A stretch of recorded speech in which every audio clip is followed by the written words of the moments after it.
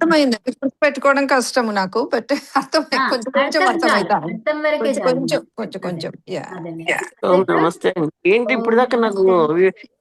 ఆ, వీడియో అదే జూమ్ రాలేదా? రాలా. ఎందుకండి? అయ్యో ఎందుకన్నానండి మరి. అయ్యో, తెలియదు మరి. సరే. సరే, ఇప్పుడు ధన్ తిప్ ఇలా ఉంది కదా. అయితే మనం ఏం చేయాలన్నాము, దీంట్లో ఏ భాగానికి ద్విత్వం చేయాలి, అసలు ఏది చేయాలి అంటే 3 ఆప్షన్స్ మనకి దొరికినాయి. ధ రికార్డింగ్ ధ పెట్టారా అండి? రికార్డింగ్ పెట్టారా? ఓ మర్చిపోయారు. పెట్టారా? పెట్టినాను. ఓకే. సారీ. ఓకే, పెట్టినాను. అవునులే. యా, ధన్యవాదాలండి.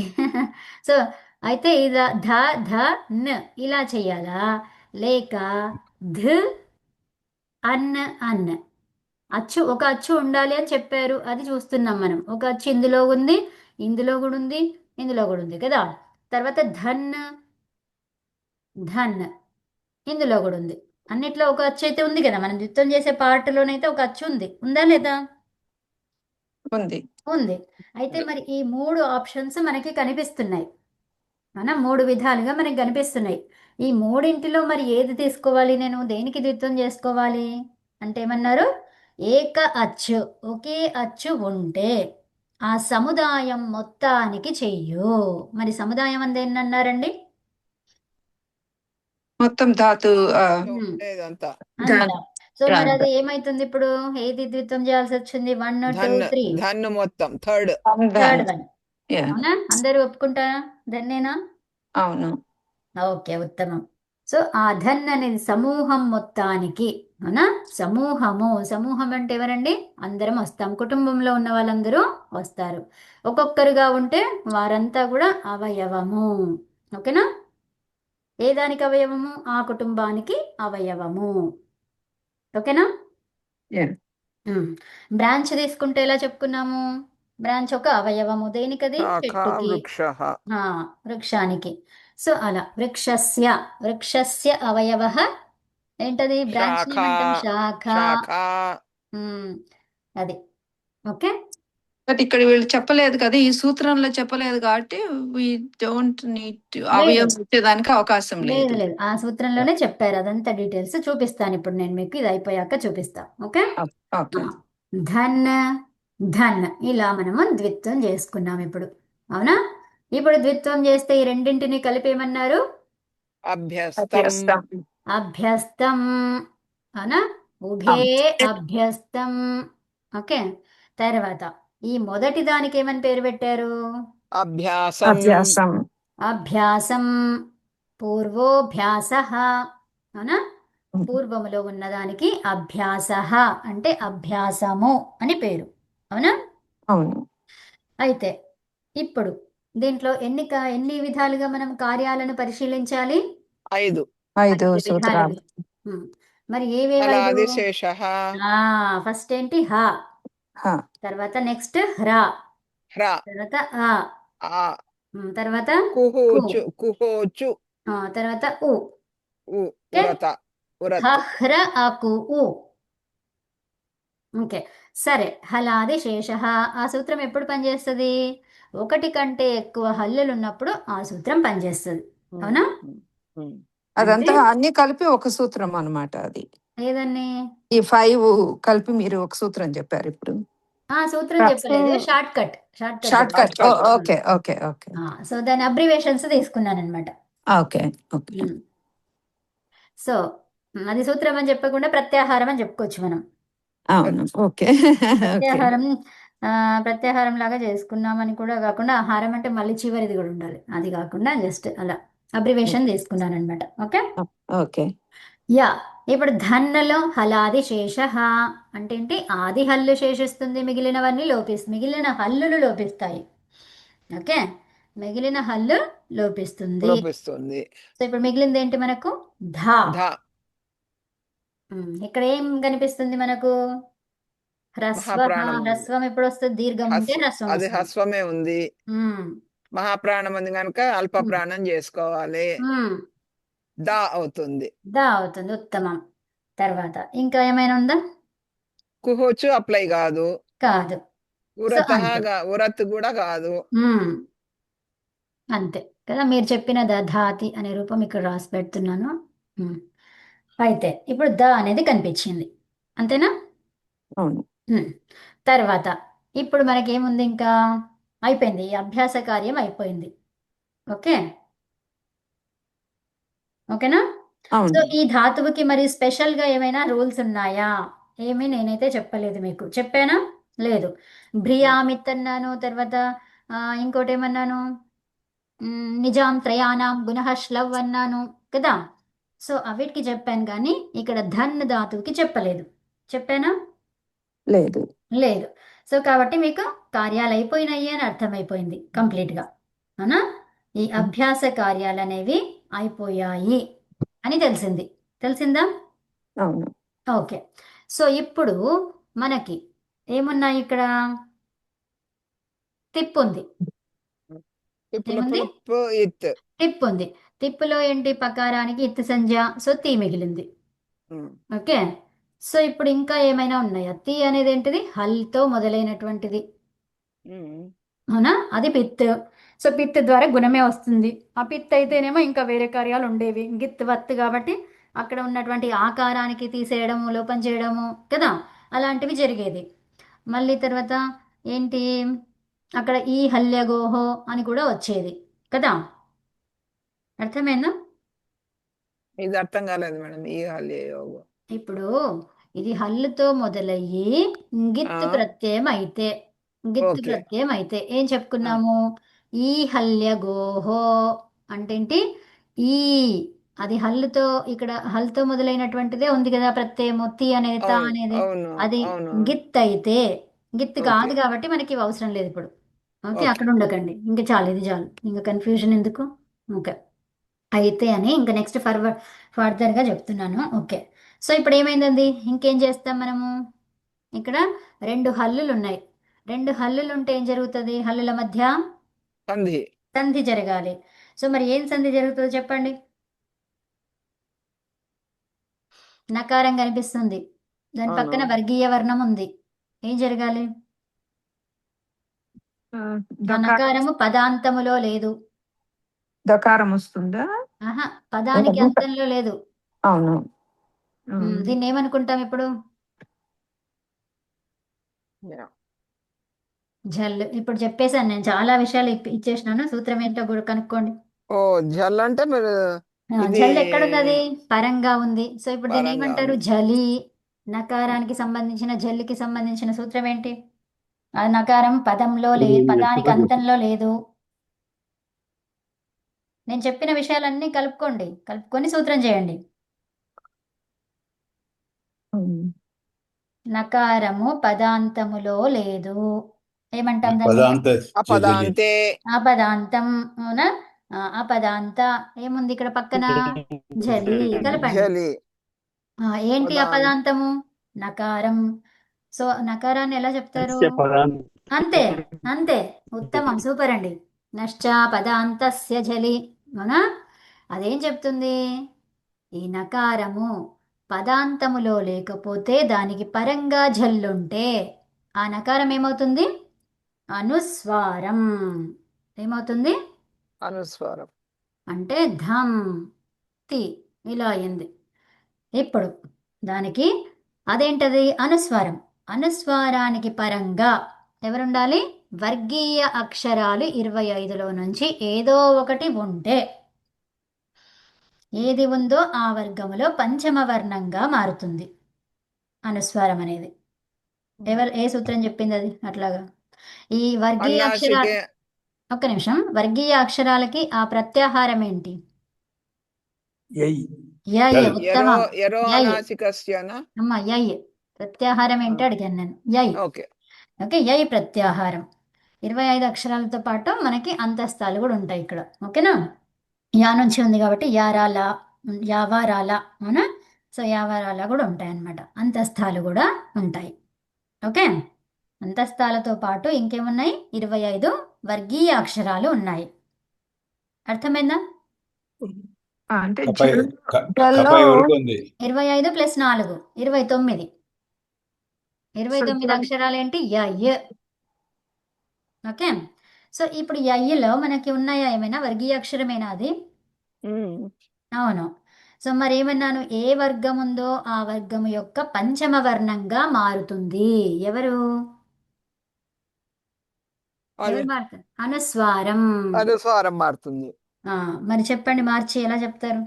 ఏం ఎరో మార్చి? నాసికో అనుస్వారస్య అన్నాసికోవా ఆహా. కదా. అనుస్వారస్య ఆ, అనుస్వారానికి యయ్యి పరంగా ఉంటే దాన్ని ఏమంటాం? యయి. అ- అనుస్వారస్య యయి పరే యయి. యయి పరే.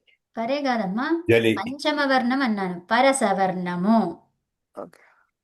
పరసవర్ణ సూత్రం ఏంటి? అనుస్వారానికి పరసం యయి పరంగా ఉంటే, అంటే అనుస్వారస్య యయి పరసవర్ణ. అర్థమైందా? యయి ఉంటే ఏమైంది? పరసవర్ణం వచ్చింది. పరసవర్ణం అంటే ఏంటి? పంచమ వర్ణం. మరి పంచమ వర్ణం ఏముంది అక్కడ? ఈ తకారానికి తవర్గంలో తదదన్న నా ఉంది.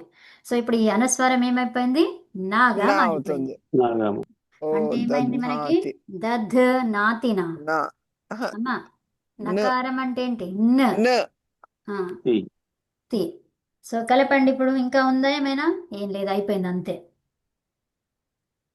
చదవండి. ద ధ న్ తి కలపండి.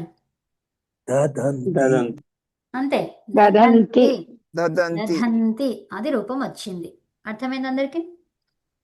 ఈ లాస్ట్ లో ఒకసారి చెప్పరా కొంచెం? అదే ఈ అనుస్వారస్ ఇది దంతి వచ్చింది చూడండి అక్కడ కొంచెం. అనుస్వారం ఉంది కదా, అనుస్వారానికి అనుస్వారం ఎట్లా వచ్చింది అక్కడ? ధన్ దగ్గర పైన. ఎవరు చెప్తారు? మీలో ఎవరైనా చెప్తారా? అది నక- సంధి ఆ, కావాలి. ఆ, ఫస్ట్ పదాంత సంధి ఎన్న ఒక్క నిమిషం అందరూ వినండి. శైలజ గారు చెప్తున్నారు, వినండి. నేను ట్రై చేస్తున్నాను. చేయండి, అదే కదా మనకు కావాల్సింది. అంటే టూ హల్స్, రెండు హల్లు ఉన్నాయి కదా, నకారం పికారం ఉంది కాబట్టి సంధి కావాలి. కావాలి. అప్పుడు ఆలోచించాలి ఏం చేయాలి. అవునా? అవును అవును. ఉమ్. అప్పుడు జెల్ అనేది ఎట్లా వస్తుంది? అవి జెల్ లెటర్స్ అని కాబట్టి ఇది ఝల్. ఈ తకారాన్ని ఏమనుకోవాలి ఇప్పుడు? ఝల్. ఓకే ఈ ఝల్ అంటే ఏంటి? 4 నుంచి స్టార్ట్ అవుతుంది. అవునా? సో ఓకే 4 నుంచి ఎంతవరకు? హల్ చివరి దాకా. Okay yeah. సో 25 లెటర్స్ అన్నారు దాంతో కదా అన్ని. 4 అంటే ఇక్కడ ఎన్ని వస్తాయి? 4 అంటే 4 5 20. 20 4 5 ప్లస్ షాషా సర్. ఏంటి? షాషా సర్ హల్ 4 24. 20 ప్లస్ 4 24. ఓకే 24 అక్షరాలు జల్. ఓకే అందులో నుంచి ఆ తకారం అనేది అందులో ఉందా? 4 3 2 1. ఆ తకారం ఏంటి? ఒకటోది, ఫస్ట్ది, వర్గాలలో మొదటిది అది. యా. రెండు తకారం. అవును, మొదటి తీసుకోవాలి. కరెక్ట్. యా, తీసుకోవాలి కాదు, ఉన్నది అక్కడ. ఉన్నది. మనం ఓకే తీసుకోవట్లేదు, మనం తీసుకోవట్లేదు, ఉంది అక్కడ ఆల్రెడీ. Okay okay. సో ఈ ఝల్ ప్రత్యాహార వర్ణం ఉంది. ఉంటే ఏమైంది ఇప్పుడు చెప్పండి? నకారానికి నకారానికి యై అనేది చెప్పారు మీరు. యహి కాదు, యహి కాదు. ఓకే సరే. నకారానికి నకారానికి అనుస్వారం. ఒక్క నిమిషం. నశ్చ పదాంత జల్ జల్ అంటే పదాంతములో లేని నకారానికి ఝల్ ప్రత్యాహార వర్ణం ఎక్కడుంది? పరంగా ఉంటే. పరసవర్ణం. పరసవర్ణంలోకి ఎందుకు వెళ్తున్నారు? అది వేరే సూత్రం. అది క్లబ్ అవుతున్నారు మీరు రెండు. ఓకే, అది ఒక్క నిమిషం వినండి మంచిగా. ఓకే. ఈ నకారం అనేది పదాంతములో లేని నకారం. పదం ఎక్కడుంది? సుప్తింగంతం పదం అన్నాం. మరి తింగ్ ప్రత్యయం తీసుకున్నాం మనం. తింగ్ ప్రత్యయం ఏంటది? తి. అవునా? పదాంతములో ఏముంది? ఇకారం ఉంది. పదాంతములో నకారం ఉందా? లేదు. లేదు. ఎవరున్నారు పదాంతంలో? ఇకారం ఉంది. సో ఆ పదాంతములో లేని నకారానికి పరంగా ఎవరుండాలి? ఝల్ ప్రత్యాహార వర్ణం ఉండాలి. ఉంటే అప్పుడు ఈ నకారము ఏమవుతుంది? అనుస్వారంగా మారుతుంది. ఓకేనా? ఏమైతుంది అది? అంటే పదాంతంలో ఉన్న నకారానికి అమ్మమ్మ జల్లు పరంగా పదాంతములో ఉన్న నకారం ఎక్కడుందమ్మా? ఇక్కడ పదాంతంలో పదాంత నకారానికి పదాంతంలో అపదాంత కాదు. లేని లేని పదాంతం పదాంతంలో లేని నకారానికి జల్ ప్రత్యాహారం పరంగా ఉంటే ఆ నకారం అనుస్వారంగా మారుతుంది. సూపర్ అమ్మా, ఉత్తమం ఉత్తమం. అది ఓకేనా. నెక్స్ట్, ఇప్పుడు ఈ అనుస్వారం ఏమైంది? దానికి పరంగా ఎవరు ఉండాలి? ఇది చెప్పండి శైలజ గారు. ఆమ్, ఆ, ఆ, ఇక్కడ నేను దానికి అనుస్వారం ఇక్కడ నేను రౌండ్ చూపిస్తున్నా కర్సర్. ఎయ్యి ఉండాలి. అనుస్వారస్య యయి పరసవర్ణ ఒక్కరు చెప్పనివ్వండి ఆగండి. అదే వారిని కన్ఫ్యూజ్ చేయకండి, ఒక్క నిమిషం ఆగండి, టైం చూసుకో అంటే ఆలోచించుకోనివ్వండి. సో అనుస్వారం ఉంది, ఇక్కడ తకారం ఉంది. అనుస్వారం ఏంటి అసలు? అది కూడా ఒక హల్లే, అవునా? ఆ హల్లు పక్క పక్కన ఉన్నాయి. అప్పుడు ఏం జరగాలి? సంధి జరగాలి. అది విషయం గుర్తుపెట్టుకోండి మీరు ఫస్ట్ ఆఫ్ ఆల్. సో ఇక్కడ ఈ సున్నా అనేది ఏంటిది? అదొక హల్, అవునా? అది మకారమా, యకారమా, గకారమా, అదేంటి ఇంకోటి ఏంటి, నకారమా, అణాకారమా, అది మనకి ఏది తెలియదు. సో పంచమ వర్ణాలు అన్నమాట. ఓకే, ఈ అనుస్వారానికి లింక్ ఏంటి? పంచమ వర్ణాలు. ఆ పంచమ వర్ణాలు ఏంటివి? అవి హల్లులు. కాబట్టి హల్లు పక్క పక్కన ఉన్నాయి. ఏం జరగాలి? క్రియ జరగాలి, ఒక కార్యం జరగాలి. సంధి కార్యమో లేకపోతే ఏదో ఒక కార్యం జరగాలి. అక్కడ సంధి కార్యం జరగాలి. హల్లులకి మధ్య జరిగేది సంధి. ఓకే, సో మరి ఆ సంధిలో ఎలాంటి సంధి జరుగుతుంది అనేది గమనించండి. ఇప్పుడు ఎవరున్నారు, ఎవరికి పరంగా ఎవరున్నారు, ఏమవుతుందో కూడా చూడండి. అనుస్వారానికి పరంగా ఇకారం ఉంది, ఇకారం లేదు. తీలో తా తా ఉంది. తకారం సో అనుస్వారం వెంటనే ఏముంది? త్ అంటున్నాం మనం. ఈ అనేది చివరిగా ఉంది. అనుస్వారంకి వెంటనే ఎవరున్నారు? తకారం. సో అప్పుడు దాన్ని ఎలా గుర్తించాలి? యై అవునా కాదా? ఎలా గుర్తించాలి? యై అవునా కాదా అని గుర్తించాలి. మరి యై అంటే ఏంటి? 29 అక్షరాలు. ఓకే, 29 అక్షరాలలో 25 ఏంటివి? అన్ని వర్గీయ వ్యంజనాలు. వర్గీయ వ్యంజనాలు. అవును, షష్సర ఆల్సో అన్ని అంతస్తాలు కూడా. షషసర ఎందుకు వస్తుంది? ఇందులో రాదు. కపై వరకే, అవునా? ఓకే. సో ఇప్పుడు యా నుంచి మొదలుకొని, యా నుంచి అంటే ఇవి అవి యావారాల, ఇవి 4 అవర్గీయం. అవర్గీయమైన యావారాలు అంతస్థాలు అని చెప్పుకున్నాం కదా. సో తర్వాత ఈ 25 ఏంటివి మరి? వర్గీయాక్షరాలు. యమంగణనం ఝభై ఘడదశ ఝబగడదశ ఖప చెటత చెటతౌ కపై అంతవరకు అవన్నీ వర్గీయాక్షరాలు. ఓకే, సో యా వరకు అన్నాం కదా, కపై. ఓకే, సో అవి 25. ఆ 25లో ఉన్నదా లేకపోతే 4లో ఉన్నదా? ఇది తా అనేది ఏంటి అసలు? వర్గీయాక్షరం 25లో ఉన్నటువంటిది ఉంది. ఈ రెండింటిలో ఏదో ఒకటి, 29లో ఏదో ఒకటి ఉండాలి, ఉన్నది. ఉంటే అప్పుడు ఏం కావాలి?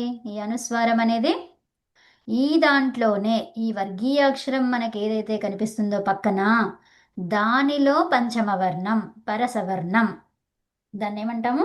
పరసవర్ణం. పరసవర్ణం ఏముంది అక్కడ? నకారం. తా వర్గానికి అందుకనే ఇదేమైపోయింది? నకారం అవుతుంది అనుస్వారం. అర్థమైంది ఇప్పుడు అందరికి? సో ఇప్పుడు ఇక్కడ దా ఉంది కదా, ధ ఈ అనుస్వారం అనేది న, తర్వాత తి. నకారం అంటే దాంట్లో అచ్చు ఉండదు. కారం ఎప్పుడైతే పెడుతున్నామో అందులో ఏవి ఉండవు, అచ్చులు ఉండవు కదా. సో అచ్చులు లేని హల్లులు. ఓకేనా? నా అన్నాం అనుకోండి, అందులో అచ్చు ఉంది. నా అంటే అచ్చు ఉంది. న ఆ రెండు ఉన్నాయి అక్కడ. అర్థమైందా? చారణార్థమేవ. సో నకారం అని చెప్పాలి ఇక్కడ. ఉచ్చారణార్థం దేనికి? ఇక్కడ లోపం చేస్తలేము, ఇంకా క్రియ చేస్తున్నాం కంప్లీట్గా. మళ్ళీ లోపం చెయ్యు అని చెప్పట్లేదు కదా, మీరు చెప్తున్నారా? లేదు. అంటే ధన్ అనే చెప్పాలి. నకారం అన్నా చెప్పాలి, లేకపోతే న్ అని చెప్పాలి. ఓకే, అనేది కొంచెం కష్టం కాబట్టి కారం యాడ్ చేసిండ్రు. ఓకే, అదనమాట. మనం ఏంటి ఈ ఉప్పు కారం కొంచెం ఉప్పు తక్కువ కారం ఉన్నది ఏంటి, కావాలి. అదనమాట అట్లాగా. ఇది కారంగా కావాలి, అందుకని అలా పెట్టారు. ఓకే, దధంతి అది రూపం వచ్చింది. ఓకేనా, Yeah. దధంతి. సరే, మీరేదో ప్రశ్న అడిగారు అమ్మ, శైలజ గారు ఏదో అడిగారు. లేదండి, నేను ఐ థింక్ I చెప్తాను have మళ్ళీ. this need ఉమ్. అనిట్ సేట్ అని ఉంది. సేట్ ఏంటి అక్కడ అకర్మక అవి ఇంకా మనం అక్కడ దాకా రాలేదు. ఇప్పుడు రాలేదు ఇంకా. వచ్చేప్పుడు ఓకే చూస్తాను, చెప్తాను. ఓకేనా. ఓకే. ఇప్పుడు మనకి ఇక్కడ సేట్ అని కనిపిస్తుంది. సేట్ అంటే ఎవరు విడదీసి చెప్తారు? దాన్ని విడదీయండి, సేట్ ని విడదీయండి. తా plus it. Saw it. Yeah ఇక్కడ రెండు అచ్చులు కనిపిస్తున్నాయి, ఆ ఈ రెండు కలిపిస్తే ఏం కావాలి? రెండు అచ్చులు ఉంటే సంధి కావాలి. సంధి జరగాలి, సంధి జరగాలి. ఆ ఈ రెండు వేరు వేరు అచ్చులు ఉంటే అప్పుడు ఏం జరుగుతుంది? అకారానికి ఇకారం వస్తుంది. ఇప్పుడు ఇకారానికి అకారం వస్తే, ఫస్ట్ అకారానికి ఇకారం వస్తే ఏమైందో చెప్పండి. ఏ ఏ అయింది, ఏ అవుతుంది. అవునా? ఏ అయ్యింది. ఇది రావాలి కదా మనకు, ఏ అయ్యింది అంతే. ఏ ట్ సేట్. అర్థమైందా? గుణమయ్యింది. ఆ ఈ రెండు కలిపితే ఏమైంది? గుణమైంది. అచ్చులకి ఎక్కులు పరమైతే గుణం అవుతుంది. సవర్ణాలు కాకుండా వేరేవి ఉంటే అప్పుడు గుణం అవుతుంది. సవర్ణాలు ఉంటే సవర్ణ దీర్ఘ సంధి అవుతుంది. మరి ఇక్కులకి అచ్చులు పరమైతే ఇక్కడ ఏమన్నాం? ఫస్ట్ది అచ్చులకి ఇక్కులు, అచ్చులకి పిక్కులు ఇక్కులు పరమైతే గుణం. భరత్ ఓకే, తర్వాత ఇక్కులకి అచ్చులు పరమైతే ఎండు. ఓ ఎణచి ఇకో ఎండలు ఎనచి. వస్తాయి. తర్వాత అర్థమవుతుందా? ఇక్కులకి ఏ. అచ్చులు పరం అన్నమాట. అక్కడ కూడా అసవర్ణం అవసరం లేదు. ఇక్కడ అసవర్ణము అవసరం లేదు. అర్థమైందా? హే? ఇక్కులకి అచ్చులు పరమైతే ఏమవుతుంది? అసవర్ణమే కదా మేడం అక్కడ. అమ్మ వినండి, చెప్తా వినండి. సవర్ణము ఏంటి? ఎండ్ వర్ణాలు వస్తాయి. అదేంటో ఫస్ట్ తర్వాత వినండి, విన్నాక నేను చెప్తాను. ఉత్తమం, మీరు అడిగినది కూడా అది కూడా వ్యాలిడ్ అవుతుంది. అది ఎప్పుడైతుంది, ఇది ఎప్పుడైతుంది, ఆ సందర్భాలు వేరే ఉంటాయి అన్నమాట. వేరే వేరే సూత్రాలు వచ్చేసి ఇలా చేసుకో అని చెప్తుంది. ఓకే, దీనికి అసవర్ణం అవసరం లేదు. అచ్చులు ఏవన్నా ఉండొచ్చు. అయితే ఈ దేనికి అది కలపం మనం, అర్థమైందా? ఆ రెండింటిని కలపము, ఏకాదేశం చేయం. అక్కడ అచ్చులుంటే చాలు. ఓకే, యు ఆ ఇలా ఉంది, యా అని రాయలేమా? రాస్తాం. మరి అసవర్ణం అవసరం లేదు. సవర్ణం ఏమవసరమో అసవర్ణం ఏమవసరం, ఏది అవసరం లేదు. అలాగనమాట. ఓకే, ఇప్పుడు ఈ ఉంది, ఇక్కడ ఈనే ఉంది, ఇక్కడ ఈకి యు వచ్చింది, తర్వాత ఈ ఉంది, దాన్ని ఈ అని రాయలేమా? రాయొచ్చు. మరి అది అవసరం లేదు కదా. అది సవర్ణం ఉంటే వేరే సూత్రం వచ్చి తీసేసుకుంటుంది, సంధి చేసేసుకుంటుంది. కానీ ఇట్లా కూడా అవుతుంది. అర్థమైందా? ఆప్షన్స్ మనకి ఈ సంధి ఏ సిచ్యువేషన్లో అలాంటిది వస్తుంది, ఇక్కడ ఎండ్ వర్ణం ఎప్పుడు ఏ సందర్భంలో వస్తుంది, సూత్రం చెప్పి ఉంటే అది చేస్తాము. ఇప్పుడు రెండు ప్రవర్తించినాయి మనకు. ఓకే, రెండు ప్రవర్తించినప్పుడు ఏం చేస్తాము? ఏం ప్రవర్తించింది? అకహ సవర్ణే దీర్ఘ ఒకటి, ఇంకోటి ఈకో ఎనచి ఒకటి. ఈ రెండు మనకి వస్తున్నాయి, అవునా? అప్లై అవుతున్నాయి. ఇక్కడ సిచ్యువేషన్ చూస్తే రెండు అప్లై అవుతున్నాయి. మరి రెండింటిలో ఏది తీసుకోవాలి అది ప్రశ్న వచ్చింది. దానికి ఏమన్నారు? పరంకార్యం. ఏంటి? విప్రతిషేధే పరంకార్యం. ఎవరిని తీసుకోవాలి అంటే ఎవరు తర్వాత వచ్చారు వాళ్ళను నేను తీసుకుంటా. అర్థమైనా?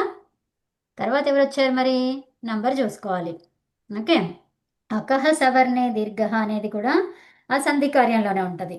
ఈకో ఎనచి కూడా అందులోనే ఉంటుంది. అర్థమైందా? సో మరి ఆ సూత్ర సంఖ్యలేంటి? అకహ సవర్ణే దీర్ఘ ఏంటి? ఓకే, సో దానికి ఏమొస్తుంది? నంబర్ ఎంత? అది అకహ సవర్ణే దీర్ఘ ఎవరికైనా తెలుసా? ఇది అకహ సవర్ణే దీర్ఘ అనేది 6 1. గుర్తుపెట్టుకోండి. 6 1 లో ఉంది. తర్వాత ఈకో ఎణచి చూడండి ఏముందో.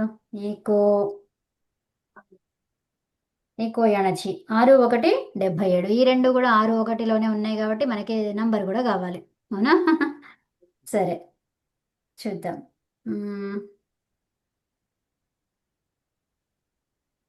సవర్ణ ఇది 101. ఎంత? ఇది 101 2 1. ఓకే. సో ఇది అకహ సవర్ణే దీర్ఘ. ఇదేమో ఈకో ఎణచి, ఇది ఎಣ್ಣకి, ఇది దీర్ఘంకి. ఏది చేస్తాం ఇప్పుడు, దీర్ఘమా ఎన్న? తర్వాత వచ్చింది తీసుకోమన్నాను నేను. దీర్ఘం తీసుకోవాలి. 101. అర్థమైందా? అదండి. సో రెండు వస్తున్నాయి మనకు. ఏ సిచ్యువేషన్స్ లేవు ఇక్కడ. ఏ ష్ణమ్ములో ఈయన, ష్ణులో ఈయన అట్లాంటి ఏవీ లేవు. ఎవరు చెప్పట్లేనప్పుడు ఏం చేస్తాము, ఈ రెండింటిలో ఏది తర్వాత వచ్చింది. విప్రతిషేధే పరంకార్యం. పరంకార్యం అనేది బలమైనది. ఈ పరంకార్యం ఏదండి మరి? తర్వాత వచ్చింది. తర్వాత ఎవరు? పెద్ద సంఖ్యలు.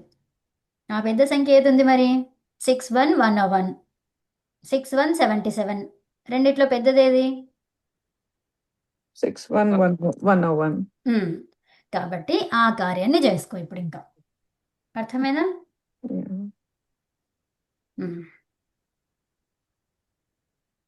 అలాగనమాట. తర్వాత మీరు సేట్ అనిట్ అన్నారు కదా. సేట్ అనిట్ అంటే ఏంటి? స ఇట్. అవునా? అంటే సహితము. స అంటే సహితము. ఎలా సహితము? ఇట్ సహితము. అంటే ఈ ధాతువుకి ఇట్ చేసుకోవచ్చు, అంటే ఇకారము రావచ్చు అని చెప్తున్నారు. అంటే ఇప్పుడు దాన్ని ఏం చెప్పాలి?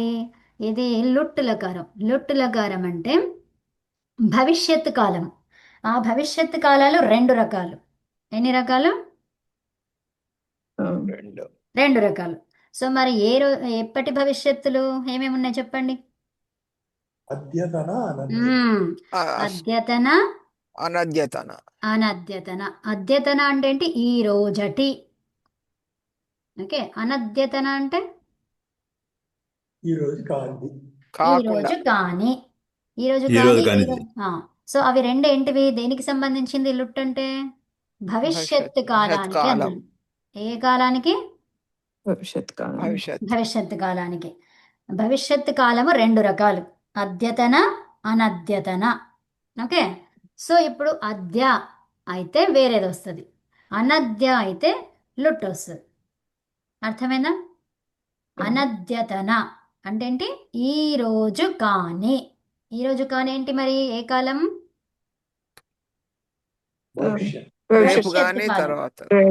ఈ రోజు కాని ఏం కాలం అని అన్నాను? భవిష్యత్ కాలం కదా.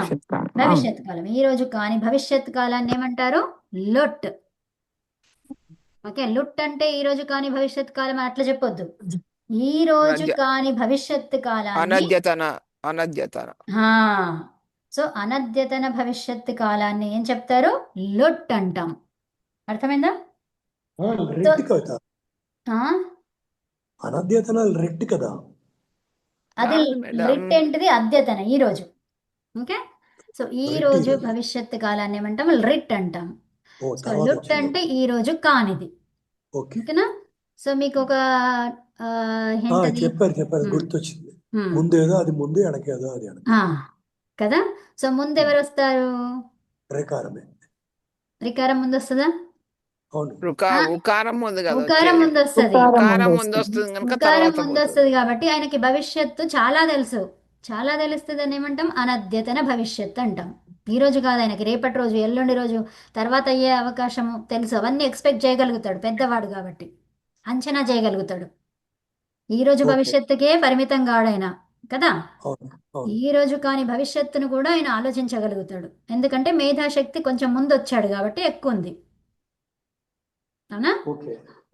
రిట్లో ఏమైంది? అది తర్వాత వచ్చాడు. తర్వాత వచ్చిన వాడికి ఎంత తెలుస్తుంది? ఈ రోజు మనకే తెలుస్తుంది కదా. అర్థమైందండి? సో బాగా చెప్పారు. అయితే ఇదమ్మా. సో ఇప్పుడు మనకి అనద్యతన భవిష్యత్ కాలంలో రూపం ఎలా వస్తుంది అంటే ఇట్టుని తీసుకొని చెప్తామన్నమాట. సో ఇప్పుడు చూడండి, ధన్ ఈ తాస్ ఆ, ఏమన్నాం ఇక్కడ తాసి. ఓకే, తాసి వచ్చింది. ఓకే, సో ఏమైంది అక్కడ తాసీలో? తాస్ అదే వచ్చింది. అది ఈకారం తాస్ ఉపదేశాన్నాసిక ఈకారం పోతుంది. తాస్ తర్వాత సు ఏమైంది సు మిగిలింది కూడా మనకి? పోతుంది. ఎందుకు తా పోయింది అది? మిగులుతుంది. ఎందుకు మిగిలింది? ఎందుకు పోయిందమ్మా? సా పోదు. ఉపదేశ నలోపో నలోపో అది తుస్మాహ నుంచి సకారం పోదు, ఓన్లీ అన్నాసిక ఇకారం పోతుంది అక్కడ, అంతే. ఉపదేశాన్నాసిక తాస్ అయితే వస్తుందా మనకి? తాస్ వచ్చింది. మరి తర్వాత సకారం పోదు కదా మేడం. అవునవును. ఆ తర్వాత ఏమైంది ఇక్కడ మనకి? ప్రత్యయం తిప్పు ప్రత్యయం ఉంటది. అర్థమైనా? ఇది ఎక్స్ట్రా అన్నమాట. ఇది ఎక్స్ట్రా వచ్చినటువంటిది. Okay, okay. లుట్ లకారానికి ఎక్స్ట్రా తాస్ అనేది వస్తుంది అనమాట. తర్వాత ఓకే. తిప్పు ప్రత్యయానికి ఆదేశాలు వేరు. ఏంటది? ఆ డా అంటే ఆ మిగిలింది. డాలో ఏం మిగిలింది? మొదటిగా డా ఉంటుందన్నమాట. సో ఓకే, ఇదంతా ఫోకస్ చేయకండి, మీకు ఇకారం దగ్గర ఫోకస్ బాగా చేయండి. ఇక్కడ ఇంతవరకు అవసరం లేదు. ఓకే, సో ఇవి జస్ట్ స్టెప్స్ నేను మీకు ఊరికే చూపిస్తున్నాను. అర్థమైన వాళ్ళకి ఓకే, అర్థం కాని వాళ్ళకు, కొత్త టాపిక్ ఉన్న వాళ్ళకి దాని గురించి వర్రీ అవ్వకండి. మనకు ఇక్కడ సేట్ గురించి ఫోకస్ చేయండి. సేట్ దగ్గర ఇంకా లేని మనం, అవునా? ఓకే, ఆ సేట్ దగ్గర ఏంటి? ఇడాగమం కావాలి, అవునా? మరి ఎక్కడ కావాలి? ఎక్కడో ఒక చోట కావాలి ఇందులో, ఈ ధాతువులో. అయితే నేను చెప్తాను ఇప్పుడు, ఇక్కడ మధ్యలో అయ్యింది. ఓకే, ఇడాగమం వచ్చింది. వచ్చిందా లేదా? వచ్చింది. తర్వాత ఏమైంది అక్కడ? ఇక్కడ మనకు ఇక్కడ టీ భాగం అనేది లోపిస్తుంది. ఇందులో టీ భాగం ఏంటి? తాసులో ఆస్, అస్ కదా, అంటే మిగిలింది ఏంటి? మిగిలింది. కలపండి. తా తా మిగిలింది. సో ఇప్పుడు ఈ రెండు కలపండి. ధన్ ఈ ధని ధని ధని తా. సో ఇప్పుడు మనకి ధన్ అనే దాంట్లో ఈకారం కనిపిస్తుందా? ధనితా రూపంలో కనపడుతుంది. కనిపిస్తుంది. అంటే ఇట్ వచ్చిందా? ఇడగాము ఉంది. ఉంది. అంటే ఆ రూపంలో చూసుకుంటే మనకి ఆ ధాతువు ఏంటి? సేట అనిట అని అర్థమవుతుంది. అయితే ఇప్పుడు నేను కొన్ని మీకు విషయాలు చూపిస్తాను, చూడండి. సో ఇక్కడ లుట్టు లకారాన్ని చూసుకోవాలి. ఎప్పుడైనా కూడా మనకి అది ధాతువు సేట అనిట అని తెలియాలి. ఓకే, అయితే ఈ రూపమన్నా చూసుకోవాలి. 4-5 ఆప్షన్స్ ఉంటాయి మనం ఎలా దేన్ని కనుక్కోవాలి అనడానికి. ఓకే, ఫస్ట్ ఒక తింగే తెలియలేదు అనుకోండి, దానికి సారూప్యాన్ని ఇంకా ఏం చూపించలేమో చెప్పలేము. నేను చెప్పాను కదా, ఇప్పుడు నేను మీ ముందు కనబడి ఇది ముక్కు అంటారు అని చూపించి, ఇగో ఇక్కడ ఇది ఏదైతే నేను పాయింట్ చేస్తున్నానో ఇది ముక్కు అని చెప్పాను అనమాట. అండ్ నేను ముక్కు అంటే ఏంటో తెలియదు మనకు.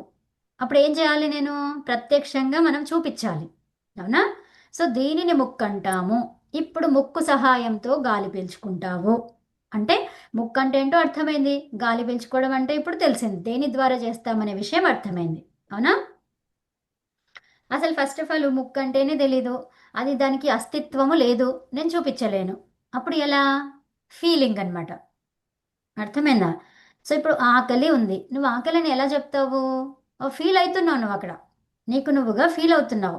నీకు ఆకలి అయినప్పుడు మరి నాకు ఆకలి అవుతుందా? లేదు, అవ్వచ్చు అవ్వకపోవచ్చు. అర్థమైనా?